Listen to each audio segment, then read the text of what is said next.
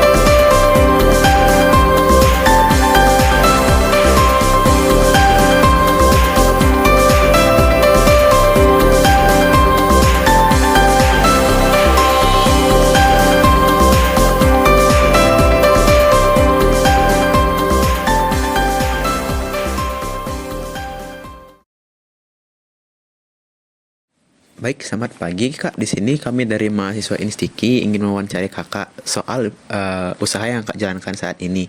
Pertama-tama, izinkan kami memperkenalkan diri terlebih dahulu. Dimulai dari saya, perkenalkan saya Radit. Di sini ada teman saya Ningrat, Yanin dan juga Feby. Boleh saya berkenalan dengan Kakak? Ya, baik. Perkenalkan, nama saya Niko Mulyawan, bisa dipanggil Niko, dan di sini peran saya sebagai direktur kreatif atau pemimpin dari Backbencher Studio. Sekiranya gitu. Oh, baik Kak, terima kasih. Jadi nama usahanya Backbencher ya Kak ya? Dan berupa studio? Ya. Oke, jadi bisa nggak dijelasin apa sih yang melatar belakangi Kakak untuk membuat usaha seperti ini? Baik, untuk latar belakangnya sendiri, sekiranya berawal dari waktu saya masih SMK. Singkat cerita, waktu di SMK itu saya senang banget duduk di bangku belakang. Nah, jadi saya duduk di bangku belakang sama teman-teman dekat saya.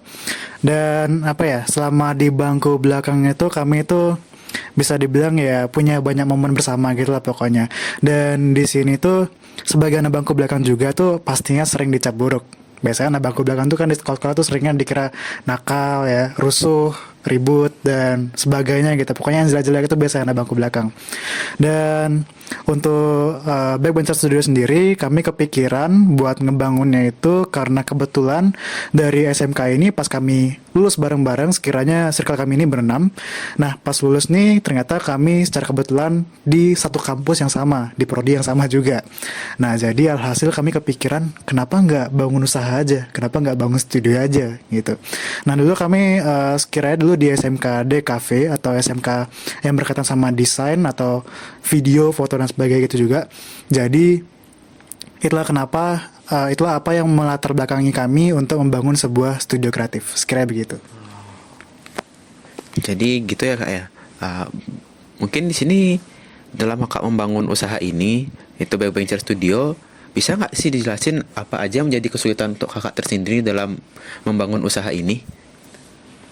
Oke, untuk kesulitan sendiri sih bisa dibilang ya gak terlalu banyak problematika yang kami hadapi sejauh ini. Mungkin problem terberatnya kalau dari secara internal atau dari kami sendiri itu sekiranya human error atau kurangnya integrasi sama juga kayak chemistry.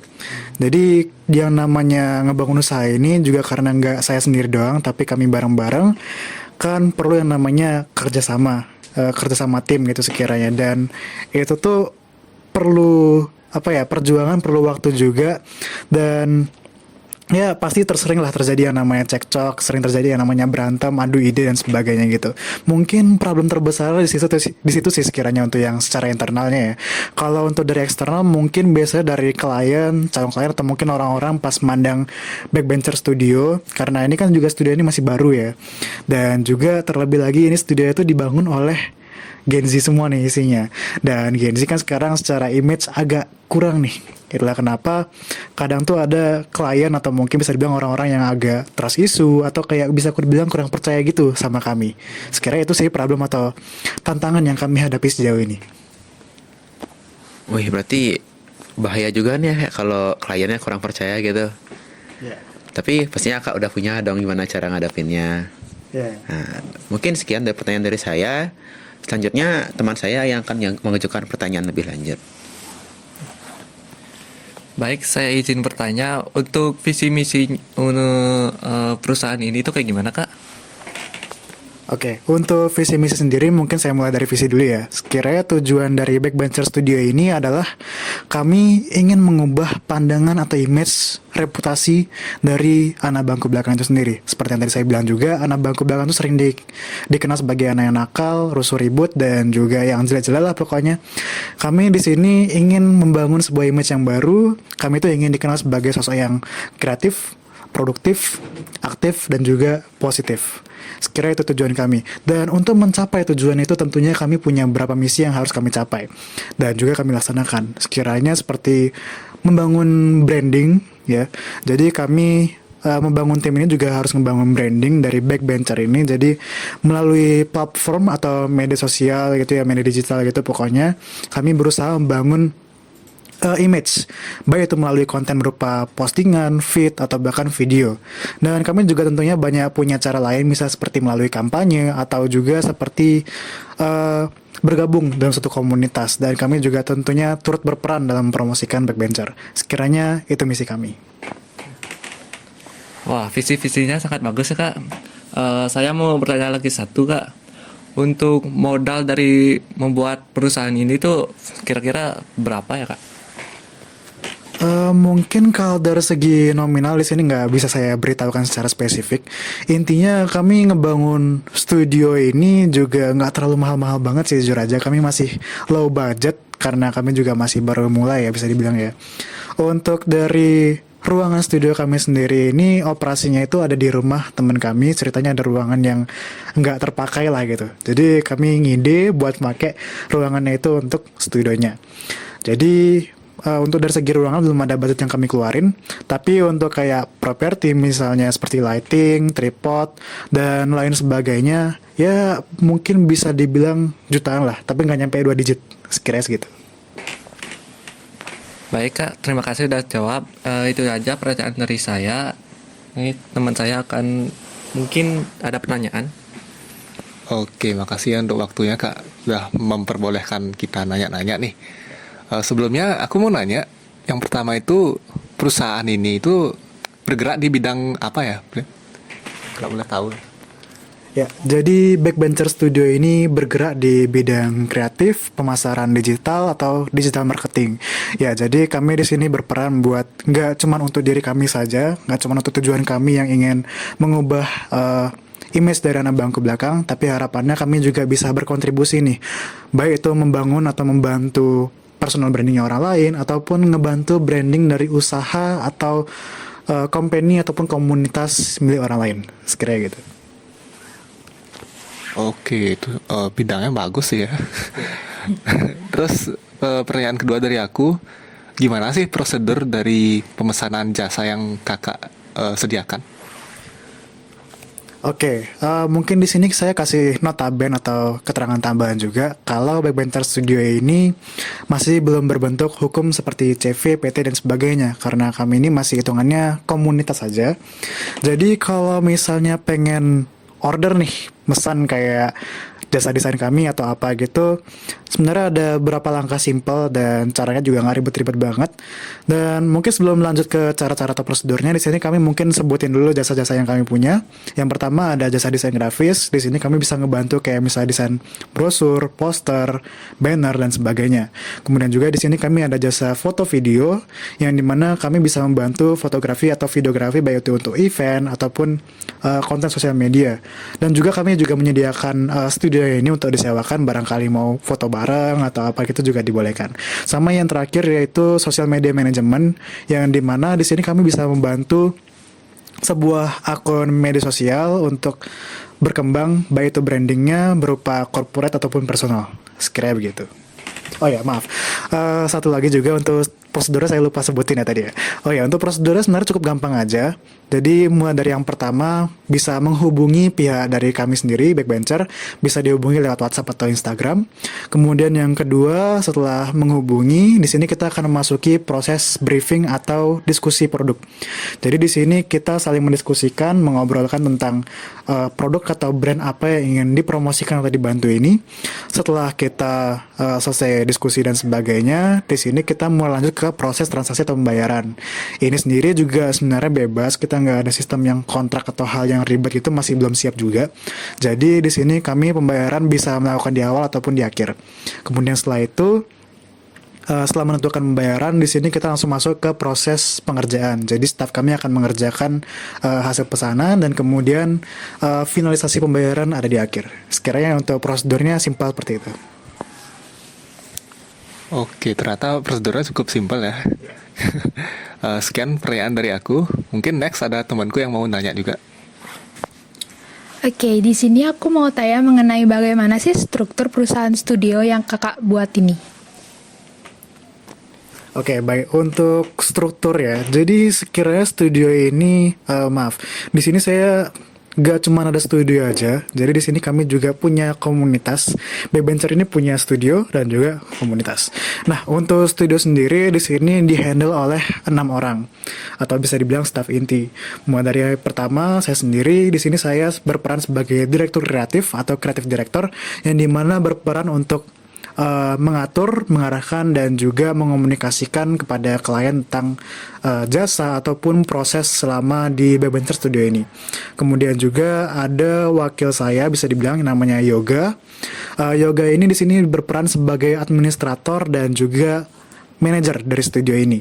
Nah, dia bertugas buat biasanya sih ngebalas chat klien, kemudian juga kayak membersihkan atau bisa dibilang mengatur ruangan studionya ini karena berhubung dia juga punya pemilik dari studio ini. Kemudian juga di sini ada Widama namanya. Dia berperan sebagai art director yang dimana dia bertugas untuk mengelola hasil, misalnya ada klien nih order gitu. Nah, hasil orderannya kliennya itu yang ditangani oleh tim desainer kami dan sebagainya, itu dia yang bertugas buat memimpin atau mengelola hasil tugasnya itu. Kemudian di sini juga ada yang namanya Dipa, dia bertugas sebagai copywriter dan juga content writer. Dia yang bertugas untuk menulis konten atau menulis caption dan sebagainya. Kemudian berikutnya di sini ada Megayana namanya. Dia bertugas sebagai graphic visualizer atau yang bertugas untuk ngedesain dan sebagainya. Dan yang terakhir di sini staff studio kami ada yang namanya Nimo. Dia bertugas sebagai foto video visualizer. Ya simpelnya fotografer sama videografer lah. Nah, itu untuk struktur di studio kami. Sedangkan untuk di komunitas kami punya beberapa staff komunitas yang bisa dibilang jadi admin di grup gitu lah. Ya, sekiranya gitu. Dan kami juga udah punya beberapa, cuman mungkin karena lumayan banyak jadi mungkin saya nggak perlu sebutkan ya. Sekiranya itu dari saya.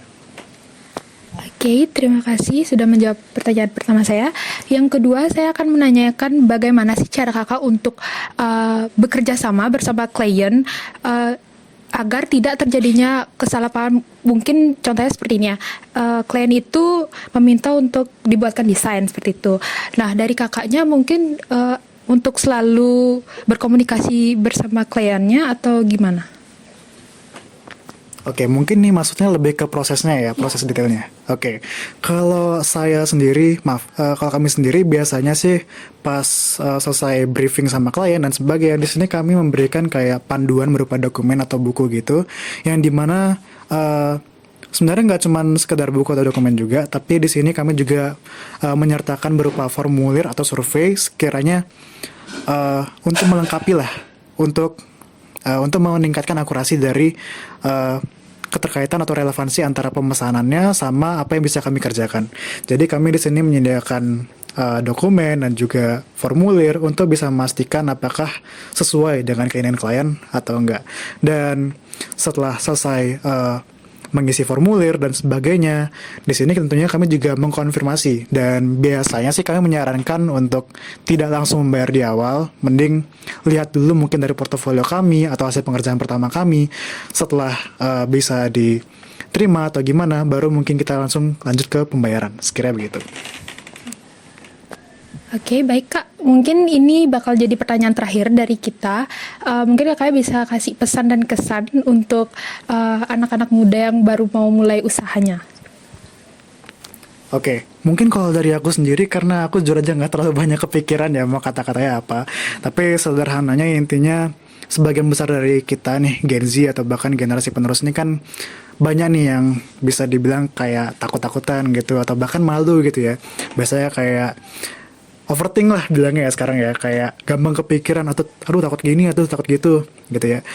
Mungkin kalau dari aku sendiri usahain coba aja dulu dan apa ya, mungkin nih barangkali buat penonton, sorry ya nyindir ya, stop nge-scroll sosmed mulu, stop males-malesan mulu, stop procrastinating ya. Waktu lu buat mulai itu nggak banyak ya, jadi segera dimulai, jangan sampai nunda-nunda waktu karena ya kesempatan tuh masih banyak ada, jadi jangan sampai semua kesempatan itu terbuang. Sekiranya itu dari saya. Wih, bagus banget nih motivasi dari kakaknya. Saya ucapkan terima kasih sekali lagi kepada kakaknya karena udah ngasih kami kesempatan untuk nanya. Sini mungkin kami akan akhiri dengan berjabat tangan dengan kakaknya sebagai ucapan terima kasih sudah mau menerima pertanyaan-pertanyaan dari kami. Ya, terima kasih kembali karena udah berkunjung pada studio kami. Iya.